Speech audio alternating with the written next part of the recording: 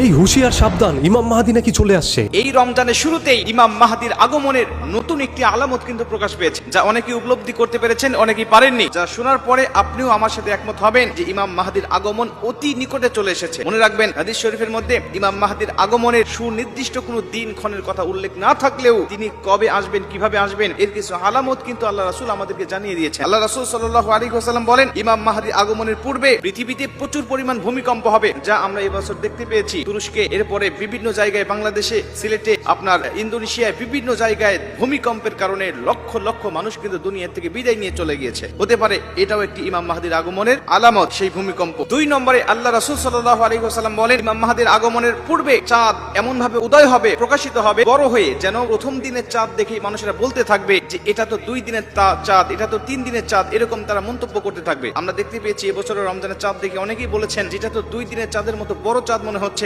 স্পষ্ট সবাই দেখতে পেয়েছেন। হতে পারে এটাও ইমাম মাহদীর আগমনের একটি আলামত। সুনির্দিষ্ট করে বলতে পারতেছি না যে এই বছর ইমাম মাহদীর আগমন হতে পারে, এটা কোনো মানুষের পক্ষে বলা সম্ভব নয়। 3 নম্বর যে হাদিসটা, আল্লাহ রাসূল সাল্লাল্লাহু আলাইহি ওয়াসাল্লাম বলেন, রমজানের শুরুতে একটি তারকা, জুলফি তারকা উদয় হবে, জুলফি বিশিষ্ট তারকা উদয় হবে আকাশে, যা আমরা এবছর আমরা অনেকেই দেখতে পারলাম যে রমজানের 2 দিনের দিন শুক্রবারে দেখতে পারলাম যে আমরা একটি তারকা চাঁদের নিচে উদয় হয়েছে। অনেকেই বলছেন এটাই জুলফি তারকা, অনেকেই বলছেন না এটা শুক্র গ্রহ। তবে হতে পারে এটা জুলফি তারকা, হতে পারে এটা শুক্র গ্রহ। যদি হয়ে যায় তাহলে আমরা মনে করি নেই যে ইমাম মাহদীর আগমন খুব নিকটে চলে এসেছে। অতএব আমাদেরকে এখনই পরিবর্তন হতে হবে, আমাদের আমলটাকে পরিবর্তন করতে হবে, আমাদের শিরক বিদআত পাপ থেকে আমাদেরকে অবশ্যই ফিরে থাকতে হবে, আমাদেরকে আল্লাহর প্রতি রজ্জু হতে হবে। ওই বছরের রমজানটা শুরু হবে শুক্রবার দিয়ে এবং মধ্যবর্তী রমজানটা হবে শুক্রবার। আমরা দেখতে পেরেছি এবছরের রমজান শুক্রবার দিয়েই শুরু হয়েছে। ভারত, পাকিস্তান, বাংলাদেশ বিভিন্ন জায়গায় শুক্রবার দিয়ে শুরু হয়েছে। অনেকে বলতে পারেন হুজুর এমন তো দেশ রয়েছে যে দেশে শুরু হয়েছে বৃহস্পতিবার দিয়ে। আল্লাহ রাসূল হাদিস অনুযায়ী আমরা বুঝতে পেরেছি যে রমজান মাস শুরু হবে শুক্রবার দিয়ে, কিন্তু গোটা পৃথিবীতে একই দিন রমজান শুরু হয় এটা তো সম্ভব নয়। হতে পারে আল্লাহ রাসূল কোন দেশকে টার্গেট করে বলেছেন, অথবা আরবিক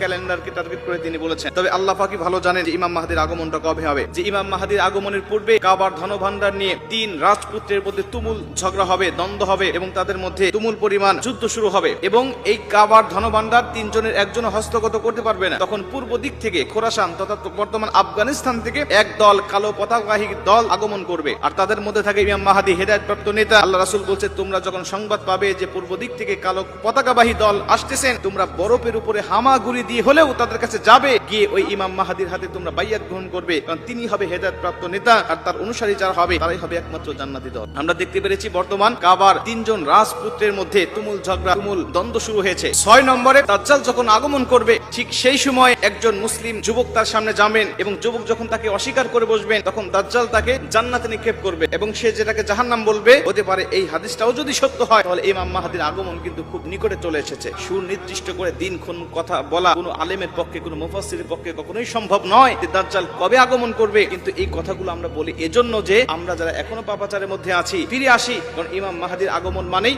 দাজ্জালের আগমন, দাজ্জালের আগমন মানে ঈসা আলাইহিস সালাতু ওয়াস সালামের আগমন, ঈসা আলাইহিস সালাতু ওয়াস সালামের আগমন মানেই ইয়াসুস মাসউজের আগমন, আর ইয়াসুস মাসউজের আগমন মানেই দাব্বাতুল আরদের আগমন, দাব্বাতুল আরদের আগমন মানেই সূর্য পশ্চিম দিক থেকে উদয় হবে। এইভাবে যখন শুরু হয়ে যাবে তখন কিয়ামত একেবারেই নিকটবর্তী হয়ে যাবে, তখন আমাদের তওবার কাজে লাগবে না। অতএব তওবা এখনই করতে হবে। যাই হোক, হুজুরের মুখ থেকে সম্পূর্ণ বিষয়টা শোনার পর হয়তো আপনারা বুঝতেই পারছেন কবে ইমাম মাহদী আসবে আর বাকিরাও কবে আসবে, কবে আমাদের কিয়ামত নাজিল হতে পারে। এই সম্পূর্ণ বিষয়টা আপনাদের কাছে কি মনে হচ্ছে আপনারা কমেন্ট করে জানাবেন। দেখতে চাই আপনাদের মূল্যবান মতামত। পারলে ভিডিওটা শেয়ার করে প্রত্যেকটা মানুষকে এই বার্তাটি পৌঁছে দিন। দেখা হবে আপনাদের সাথে পরবর্তী ভিডিওতে খুব শীঘ্রই। তখন সবাই ভালো থাকবেন, ভালো রাখবেন, মন্দ অতি বিরত থাকবেন। বরাবরের মতো কথা কিন্তু একটাই, ধর্মবর্ণ নির্বিশেষে আমরা সবাই মানুষ হয়েছে সর্বদা মানুষের পাশে দাঁড়াতে, এইটাই তো আমাদের একটি নীতি হতে পারে। আসসালামু আলাইকুম, আল্লাহ হাফেজ।